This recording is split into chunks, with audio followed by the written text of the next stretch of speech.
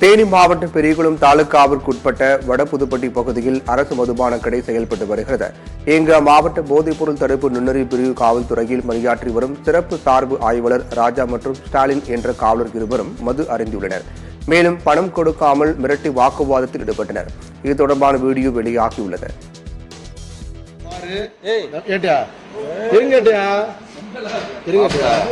தம்பி வைக்கிறீங்க இப்ப வந்து பார் வந்து ஓபனா இருக்கு. நாங்க உங்களை வந்து அனாவசியம் வந்து போக சொல்லலாம். டைம் முடிச்சுன்னா கிளம்புனா ராஜா மாவட்டத்தோட அதிகாரி. நீங்க எதுக்கு நீங்க வந்தீங்க? நான் ஒரு வழக்குக்காக வந்திருக்கேன். அக்யூஸ் தேடி வந்திருக்கேன். எந்த அக்யூஸ்? அக்யூஸ் தேடி போதைய போட்டுவீங்க? அப்படியா? ஆமா, நான் போதைய போட்டேன். நீங்க சொல்லுங்க சார். உங்க பேரு? எதுக்கு எங்களை மிரட்டுறீங்க? எதுக்கு எங்களை மிரட்டுறீங்க? பார் நடத்துவீங்களா மிரட்டுவீங்களா? பார் நடத்துவீங்க மிரட்டுவீங்களா? எனக்கு நேரம் தெரியல. ஆமாண்ணே, ஏன்னா உண்மை கேட்கறோம்ல, நேரம் தெரியல. என்னண்ணே, நாளைக்கு நான் செத்தானே யாரு காரணம்?